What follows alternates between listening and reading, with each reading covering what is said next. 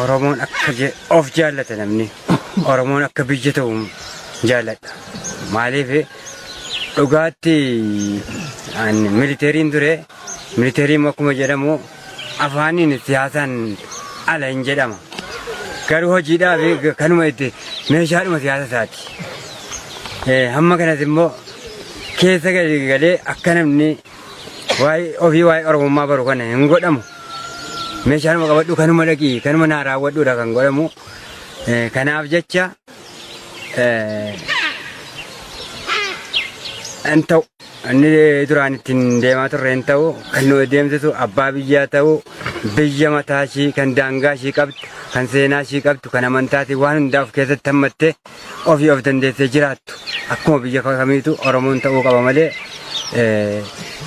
Itoophiyaa kan jedhamu sun bakka sammuu keenya irraa haqamuu qaba kan jedhu qaba.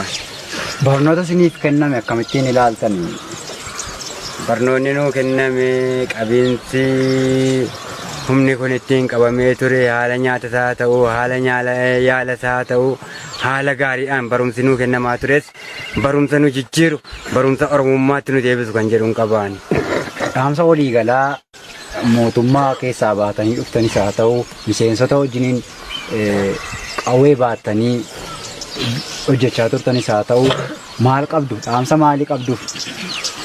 Namoonni miseensonni keenya kan achaban sun akka dhufanii faana waraana adda bilisummaa faana hiriiranu kan jedhu qaba. Maaliif yoo waliin taane biyya tokko biyya Oromiyaa jedhamu uummanna waan ta'eef kottaa inni kanaan dura odeeffamaa ture ittiin naqinaa sadarkaa of ajjeesaa malee ittiin hin qabaminaa kan jedhamu ture.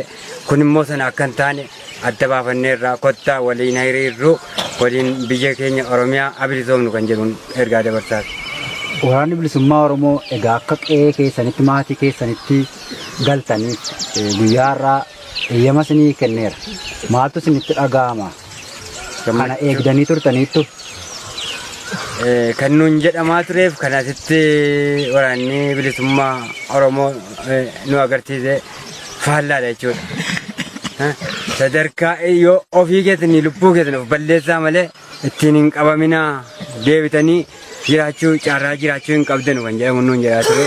Kun soba akka ta'ee fi amma immoo carraa inni nuu kennee nu barsiisee gara maatii keenyaatti nu deebisaa jiru kun carraa isa guddaadha. Baay'ee itti gammadaa kan jedhu qabaan. Baay'ee galatoon. Maqaa keetii fi eessatti akka dhalattee gahee hojii kee waraana murna bilisiginnaa keessatti qabaachaa turte nuuf kaasi.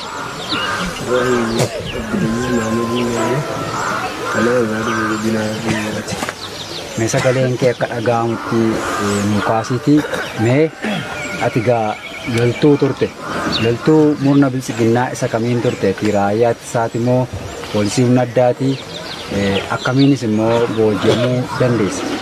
Poolisii humna addaati. Lola kam irratti booji'amte? Lola wajjin. Egaa amma akka si ilaalaa jirutti xiqqoo madoofteessa erga harka waraana bilisummaa Oromoo harkatti kufteeti. Akkamittiin si qabaa turanii yaalii argatteetta? Yaalii na godhaa jiran hir'ina dhiigaatiif waan hundaan nu tajaajilaa jiran ergaan sana.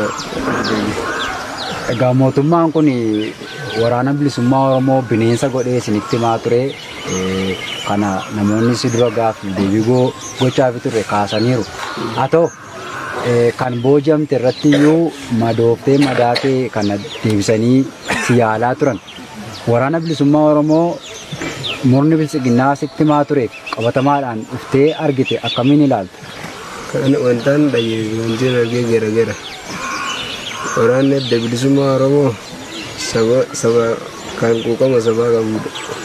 Kan dhugaaf uummataaf dhaabbatedha. Kan uummataaf hin dhaabbatin yoo oduu sabaatiin jiraachaa jiru waraana mootummaadha. Egaa barnoota tokko fudhattanii har'aan booda gara maatii keessanii yookiin immoo jireenya dhuunfaa keessanitti akkasiin deebitanii waraanni bilisummaa Oromoo isin gadhiisaa jira. Maaltu sitti dhaga'ame? Waraanni bilisummaa Oromoo murtoo kana isiniif kennuu isaatti akkamiin ilaalta? Itti gammanneerra nuti itti gammanneerra. hiriyoota kee waraana bilisiginnaa ta'anii jiraniif dhaamsa maalii qabda? Dhaamsiin an qabu akkaataan mootummaa itti isin barsiisee fi akkaataan as jiru garagara waan ta'eef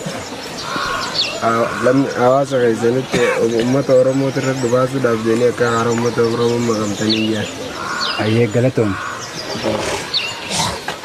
Ayyee dhaggeeffattootaaf daawwattoota arraata biyyoolessa Oromiyaa qophiin keenya akkuma itti fufetti jira. Ammas nama tokko qabannee isiniif dhiyaannee jirraa haala leenjii yookiin immoo barumsa kennamaafii ture waan waraanni murna bilisiginnaa fakkaachaa ture siyaasa achitti baratan Oromoo irrattis waa'ee waraana bilisummaa Oromoos maal akka ittiin jedhamaa ture ilaalchisuudhaan waan keessa turtirraa akka nuuf qoodduuf dhiyeessinee jirra. Egaan yeroon kun yeroo itti waraanni bilisummaa Oromoo haala waliigalaa irratti boojamtoota waraanaa harka isaa turee leenjii yookaan barumsa kennee fi qabiinsa barbaachisus akkuma waliigalaatti seera addunyaatti eegamuu fi qabu aga dandeettii isaatiitti raawwachuudhaan guyyaa har'aa kana akka isaan maatii isaaniitti galaniif yeroo xumuraatii fi gadhiisaa jiru waan ta'eef dhimma kanarratti maaltu akka isaanitti dhaga'ame akkasumas mootummaan yookaan murni bilisiginnaa maal akka jechaanii turee fi har'a yeroo gadhiifaman maal akka isaanitti dhaga'ame afaanuma isaaniirraa akkasiin dhageessan barbaanna. Ayyee maqaa keetii fi maal hojjechaa akka turte daawwattootaaf kaasi. Maqaan kan qoodastuun jedhama. Biyyiin irraa dhufe Harargee ba'a. Ana Baabbileedha. Kan irra hojjechaa ture Qilxuu Kaarraadha. Ayyee miseensa waraana akkamiiti? Humna addaa Oromiyaa warra ofiin jedhan moo raayyaa ittisaati? Humna addaa Oromiyaa. Akkamiin gara waraanaa kanatti deemte jalqabaa? Jalqaba akkaan itti deeme karaa achitti dhukaasni nurra banamee ture. Jarri immoo baqannee turre akkuma baqannaa turetti yeroon dadhabee jalaa fi bakka isaan jalaa fi mana namatti gore mana namaatiin ammoo dawwalsiisanii abaa'oo naa waamanii abaa'oo immoo naa waamanii. Gaafa mana yookaan immoo Baabbileerraa gara leenjii sana deemte maal isiniin jennaan galmooftee dhaqxe moo humnaan qabanii si geessan erga leenjiidhaa baatee hoo maal isiniin jedhama? Gaafa mana leenjii osoo hin taane gaafa achirraa dorgomnee dhufu poolisii dileedhanii fidanii achirraa mana leenjii seennee dhufnee Wallagga seenne akka Wallagga seennetti shanee bakka shanee barbadeessitu shaneedha hamtuu saamtuudha malee Oromoo miti jedhanii qachumaan tokkuma sanitti fudhannee wajjin hojjechaa ture. Egaa mootummaan kun akkanattiin waraana bilisummaa Oromoo dhiyeessee isinitti dubbateera. Mee erga lolli geggeeffamee gara waraana bilisummaa Oromoo harkatti boojamteen booda wanti isaan jechaa turaniif wanti qabatamaadhaan ati argite maal fakkaata? Wanti isaan jedhan yookaan shamara yoo harkan hin gudeedu shamara akka fedhe gadu nama kana gadi lakkisanii yoo qaban ajjeesu xalayaa irratti beeksisuun jedhan garuu immoo as keessa dhufne oduu sobaa ta'uu isaa barreecha as keessa dhufne. Egaa uummata qofa miti wanta ammatti jechaa jirtu miidhaan irratti geggeeffama jedhee mootummaan kun dubbatu waraanuma booji'aman ni ajjeesaa ni dararaa akkasumas shamarran waraana murna bilisiginnaa harka waraana bilisummaa Oromoo harkatti kufan irratti wantoota safuu garaagaraa irratti ni raawwata jedhaniitu isin barsiisaa akka turan gaa namoonni tokko tokko yeroo booji'aman kaasaa turan. Mee ati dhufuu keetiin miidhaan sun akka dhuunfaatti wanti sirra ga'ee jira? Akka miidhate tokko kan irra ga'ee jiru.